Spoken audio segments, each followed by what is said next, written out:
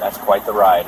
Mind telling me how you can afford a $100,000 SUV? Is there a problem, officer? Or is driving a nice car a crime now? Just seems out of place. You sure this is yours? My name's on the title. Would you like to see my Step out of license, the or is there vehicle. something else you're looking for? Now. Night, a gleaming black Range Rover idles at a gas station. Officer approaches, flashlight in hand. Officer, that's quite the ride. Mind telling me how you can afford a $100,000 SUV? Owner, is there a problem? Officer. Or is driving a nice car a crime now? Officer, just seems out of place. You sure this is yours? Owner, my name's on the title. Would you like to see my license? Or is there something else you're looking for? Officer, step out of the vehicle now. It was just after 9 p.m. in a busy downtown gas station when a routine stop turned into a national controversy. The driver, Judge Marcus Bella, respected black jurist known for his calm demeanor, was refueling his luxury SUV.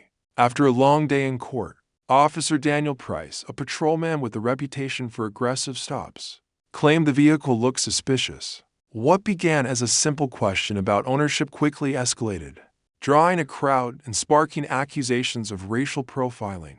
The incident would soon trigger an internal investigation, a $13.8 million lawsuit, and a firestorm of public outrage. What would you have done in this situation? Drop your thoughts and your city in the comments below. Don't forget to hit like and subscribe for more real stories that matter. And stay tuned, our next episode covers a shocking twist in another high-profile case you won't want to miss.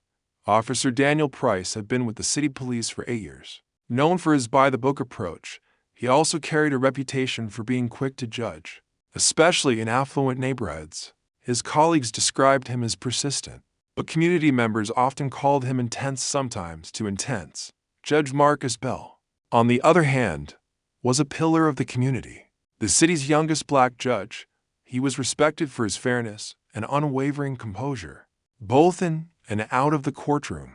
That night, he wore a tailored suit, his posture relaxed as he filled his tank, scrolling through emails on his phone. As Officer Price pulled up, his eyes narrowed at the sight of the luxury SUV and its driver. He approached with a stiff gait, hand resting on his belt.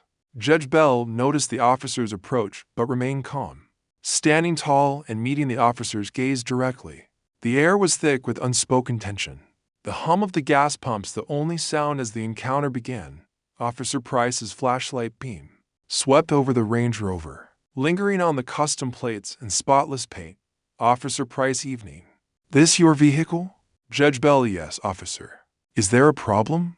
Officer Price, mind if I see your license and registration? This car's not typical for this area. Judge Bell, here you go.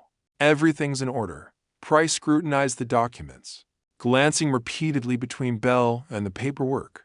Officer Price, what do you do for a living? Mr. Bell. Judge Bell, I'm a judge. Superior Court. A few bystanders began to watch, sensing the tension. Officer Price, voice hardening. Judge, huh? You got any proof of that? Judge Bell, producing his judicial ID right here. Price barely glanced at the ID, focusing instead on the car. Officer Price, mind popping the trunk? I need to check for anything unusual. Judge Bell, on what grounds, officer? Officer Price, don't get smart with me. I'm asking the questions here. A small crowd gathered, phones out, recording. Judge Bell, I know my rights. Unless you have probable cause, I'm not consenting to a search. Price's jaw tightened. He radioed for backup, his hand hovering near his cuffs. Officer Price, possible 10 to 16. Requesting additional units. Judge Bell, I suggest you reconsider, officer. This is being recorded. The crowd murmured, some shouting, let him go. And this is wrong. The tension was electric.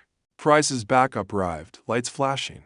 As the confrontation reached its boiling point. As the second officer approached, Judge Bell calmly reached into his briefcase and produced his judicial badge and official court ID, holding them up for all to see. Judge Bell, I am Judge Marcus Bell.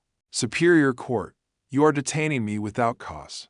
This is a violation of my civil rights.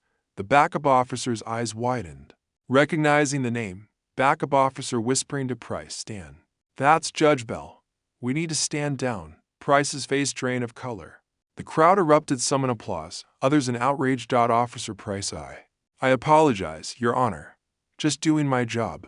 Judge Bell, your job does not include profiling or harassment. I expect a full report on this incident. The crowd's energy shifted, phones still recording. Voices rising in support of the judge. The officers retreated, the power dynamic unmistakably reversed. The incident didn't end at the gas station. Within hours, video footage went viral, sparking outrage across social media and news outlets. The police department launched an immediate internal investigation, placing Officer Price on administrative leave pending review. Judge Bell filed a $13.8 million lawsuit against the city, citing racial profiling, unlawful detention, and emotional distress. Civil rights groups rallied behind him, demanding accountability and systemic change. The department responded with promises of retraining and new anti-bias protocols. Officer Price faced disciplinary action, and the city council held public hearings to address community concerns. Through it all, Judge Bell remained dignified, speaking out about the importance of justice and equal treatment under the law. He continued his work on the bench, using his experience to advocate for reform and transparency in policing. This story is a stark reminder of the harm caused by bias and profiling. No one, not even a judge, is immune.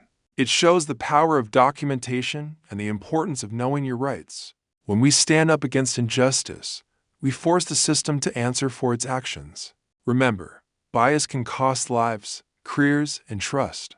Always document encounters, demand accountability, and never be afraid to assert your rights. Justice starts with us. If you believe in equality and justice, subscribe and share this story. Let's keep the conversation going because change begins with awareness.